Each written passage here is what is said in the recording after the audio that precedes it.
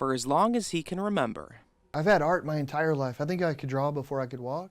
Art has painted the canvas of John Bramblett's life. The brilliant thing about art is that it forces you to be in the moment. John says art helped him get through one of the toughest times of his life. While studying creative writing at UNT in 2001, John lost his eyesight due to complications from epilepsy and Lyme's disease.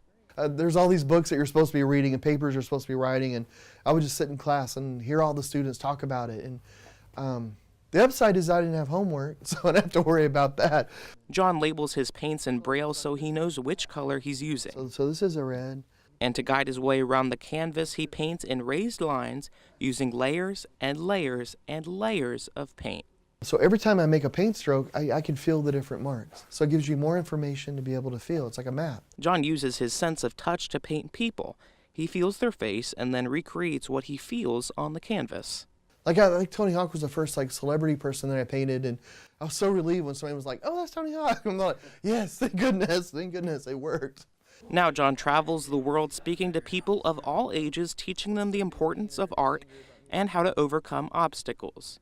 He says he wouldn't trade the life he has for anything. I don't know, it gives me chills just to think about it. I mean,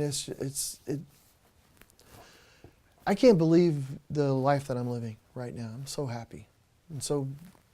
I'm blessed.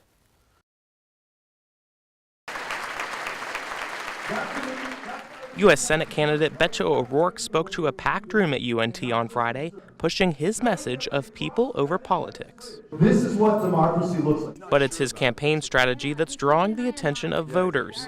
O'Rourke refuses to accept donations from political action committees, yet continues to outraise incumbent Senator Ted Cruz. I think what we've shown people is perhaps because we don't take back money, we've been able to outraise Cruz. And so I think if we continue to stay true to Texas and these Texas values, then we have a chance to win this. And O'Rourke's support continues to grow. A Quinnipiac University poll has O'Rourke trailing Cruz by 3 points, which is within the margin of error.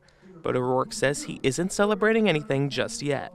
Even if we were behind by 20 points, ahead by 20 points, statistically tied as we seem to be now, the only poll that's going to matter, obviously, is the one that we all see the evening of the 6th of November. Ted Cruz says despite an increase in Democratic voter turnout, he's confident he'll be able to hold on to his seat in the Senate. I was very gratified to win over 85% of the vote, to win 1.3 million votes, which is more than double what my Democratic opponent got. UNT Democrats President Jordan Villarreal says O'Rourke is the right candidate at the right time. What we need is an energetic candidate. That is what he's doing. The fact that he's almost gone to every single 255 counties in the entire state, that just shows his dedication to getting this done. In the 2014 midterms, just 17% of people ages 18 to 24 voted. O'Rourke says he hopes that by engaging with college students, they'll turn out for his campaign. All 28 million people in the state matter to me. And by coming to college campuses and showing that faith and listening, I'm confident that more young people are going to join this campaign and are going to vote with us in November. Another movie theater is coming to Denton, but Alamo Drafthouse in Razor Ranch does more than your average theater. Creative manager James Wallace explains what Alamo Drafthouse does differently. From the custom pre-show on screen before your movie to a theme menu to crazy fun activations in the lobby and with classics, taking those and doing things like movie parties where there are these fully interactive screenings where you get to quote along and sing along and you get to interact with props and stuff like that. Founded in 1997, Alamo Drafthouse now has about 30 locations across the country. They're known for their from-scratch food and strict no texting policy. Wallace says the Drafthouse is a great addition to Denton. Knowing who we are as a brand and knowing who Denton is as a community and an arts community, and so it just makes sense. It's like a perfect fit. Alamo Drafthouse doesn't just want to show the big box hits here. They also say they're going to get with UNT film students to get their movies shown here on the big screen. Film students who have poured their blood, sweat, and tears into these passion projects to get to come to a movie theater and watch that with their fellow filmmakers and family and friends and get to watch it on, a state-of-the-art screen with state-of-the-art sound. It would be so gratifying and rewarding to be able to help with that. Doors open for business on Monday, June 18th. Tickets are available now at drafthouse.com.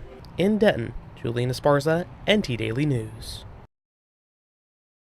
Thanks, guys. And I'm joined here with Tom Miles. He's a political science professor here at the University of North Texas. And Tom, of course, today it's a big day. It's primary election day. So what do you think makes this election voting season different from years past? Well, the thing that really stands out to me about this is the number of people, challengers, challenging incumbents. If you'd asked me 2 years ago, I would have thought Craig Estes was a safe seat, and now looks like he's got a pretty hefty challenge with Pat Fallon. Also, the number of open seats is unusual. There's 8 open seats in the U.S. Congress, and some big hitters in Congress are not seeking re-election. Mm-hmm. And of course, the big story this year has been the increase in Democratic turnout for early voting. Take a look at this. In 2014, just 3,710 Democrats early voted. Fast forward to this midterm season in 2018, that number has increased by about 10,000. So given those numbers, do you think Republicans should be scared? Well, I was watching Jeb Henserling this morning on CNN, and he said, no, it's not a big deal. But I think what it shows is an energized base of the Democratic Party. It's difficult to tell how it's going to translate in November. Some of this enthusiasm could kind of peter out in the next few months. But I think general consensus is that the GOP should at least be concerned about the amount of energy we're seeing in the Democratic Party. Mm-hmm. And we want to go ahead and bring up the numbers for Republicans. Here they are. In 2014, the numbers for the Republicans were 20,312. And in 2018, it's increased by about 5,000 to 25,003, and that still doubles the amount of Democratic voters. So do you think Denton County Democrats are seeing these numbers? What are they making of that? Well, I think it serves to reinforce the idea that they can get the people to the polls. And particularly in some of these high energy, high visibility races like the Beto O'Rourke primary, I think the party is kind of buoyed by this. They're going to see it as their folks are ready, they're enthusiastic, and they're willing to turn out in November. Mm-hmm. And you touched on Beto O'Rourke, and he's, of course, a rising star in the Texas Democratic Party. Do you think he stands a chance at defeating incumbent Senator Ted I think he might make it a little closer than people think it will be. There's a lot of energy, a lot of fundraising. His fundraising has picked up substantially, and money's not always everything in Texas politics, but it certainly helps. And in the event that Democrats do win big in November, how do you think that'll impact Texas? Well, it's kind of indicative of this kind of sea change in Texas politics, that our demographics are changing substantially. I don't know if it will have a long-lasting effect, though. There's going to be a lot of Donald Trump backlash in this election, but if that still holds in 2 years or 4 years, it's difficult to see at this point. But we are certainly becoming a state that's more diverse politically, more diverse racially, and I think that can signal sort of somewhat of a change in Texas politics. Mm-hmm. All right. Well, Professor Miles, thank you for talking with us. Thank you very much. Mm-hmm. And if you haven't voted yet, you still got time. Polls close tonight at 7. For more information on where to vote and who's on the ballot, you can visit votedenton.com. Tate, back to you.